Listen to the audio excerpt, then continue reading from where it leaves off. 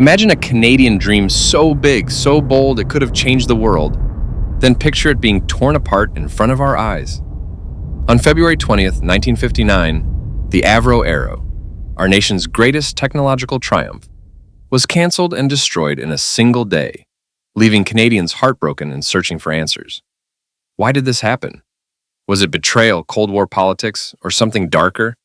I'm diving deep into the mysterious end of the Avro Arrow, a story that still haunts us 66 years later, especially as tensions with the US rise again in 2025.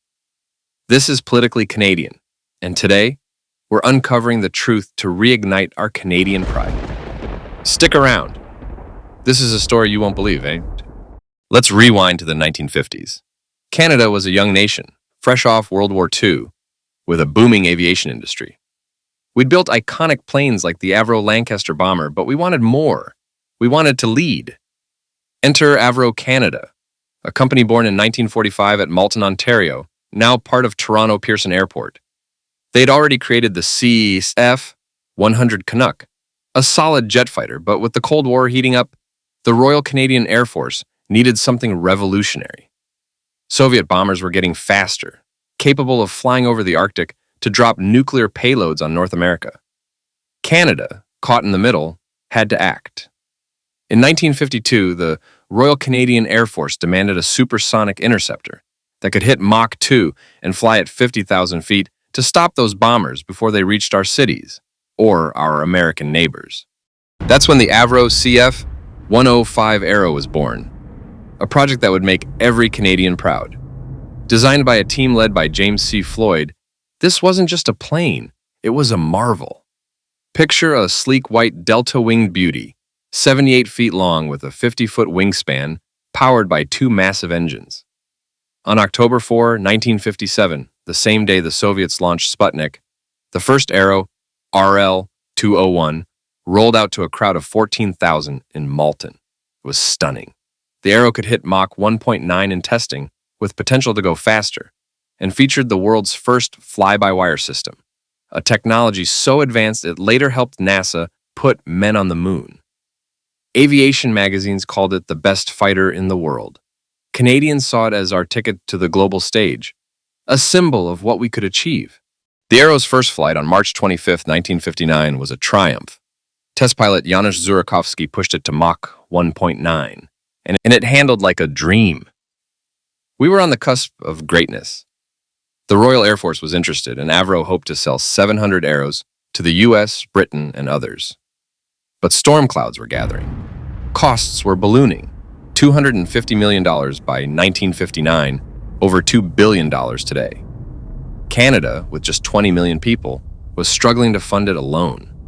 Then, on February 20, 1959, what we now call Black Friday, Prime Minister John Diefenbaker dropped a bombshell. He canceled the Arrow program overnight. Within weeks, all 5 prototypes, the assembly line, blueprint, everything was ordered destroyed. Workers watched in horror as the planes were torched and scrapped for 6 cents a pound. Why? That's the mystery we're unraveling today. Let's dig into the official reasons first. Diefenbaker said the Arrow was too expensive, and he wasn't wrong. Canada couldn't afford it without foreign buyers, and none stepped up. The US and Britain backed out, leaving us high and dry. Then there was the Cold War shift. The Soviets launched Sputnik in 1957, signaling a new era of intercontinental ballistic missiles. Intercontinental ballistic missiles flew too high and fast for any interceptor, even the Arrow, to stop. Diefenbaker's government pivoted to US Bomark missiles instead, claiming they were cheaper and more effective against this new threat. But here's where it gets jaw-dropping. Why destroy everything? The government said it was for national security, fearing Soviet spies, a claim later backed by books like The Sword and the Shield in 1998, which revealed a KGB spy codenamed Lind inside Avro. But was that the whole story? Here's where the mystery deepens, and where Canadians start feeling betrayed. Many believe the US played a role in killing the Arrow. The theory goes that American aerospace giants, jealous of our superior tech, pressured Diefenbaker to scrap it. The Arrow outperformed anything the US had, faster than their F-106, more advanced than their designs. Some historians, like Palmiro Campagna, argue the U.S. military-industrial complex didn't want competition. Think about it. The U.S. Secretary of State John Foster Dulles told Canada they wouldn't buy the Arrow, knowing we'd collapse without their support. And after the cancellation, 32 Avro engineers, the Avro Group, joined NASA, helping the U.S. beat the Soviets to the moon. Coincidence? Or did the U.S. steal our talent while crushing our dream? The human cost was devastating. On Black Friday, 14,500 skilled workers lost their jobs overnight. Families were shattered, dreams broken. My heart aches thinking about those engineers and their families, our best and brightest, forced to start over. Many moved south, joining the U.S. brain drain. Avro Canada collapsed by 1962, a total loss of 50,000 jobs. Canada's aerospace industry never fully recovered. We went from leading the world to playing second fiddle. And the destruction of the Arrow wasn't just physical, it was emotional. Canadians felt betrayed, robbed of a symbol of our potential. For years, rumors swirled. Some say an Arrow was secretly flown to safety. Tail number 205 went missing in a 1959 photo, fueling speculation. Others believe Diefenbaker's feud with Avro's president, Crawford Gordon, a flashy liberal, played a role. But the truth remains elusive. Even today, the Arrow's mystery keeps us hooked. Since 2017, teams have searched Lake Ontario for 9 1/8 scale test models launched in the 1950s, remnants of our lost dream. In 2017, they found an early test object that influenced the Arrow, and more searches are planned. Imagine if we found one. It'd be like reclaiming a piece of our soul. The Arrow's legacy lives on in other ways too. A full-scale replica, built for a 1997 CBC miniseries, is displayed at the Reynolds Alberta Museum in Wetaskiwin. Another graces the Canada Aviation and Space Museum in Ottawa, with a salvaged cockpit showing torch burns, a haunting reminder of what we lost. The Arrow still captures our imagination, a symbol of what Canada can achieve when we dare to dream big. Now, let's bring this home to 2025. Tensions with the U.S. are rising again. President Trump's 25% tariffs on Canadian goods, announced in January, and his 51st state rhetoric echo the same pressures we faced in 1959.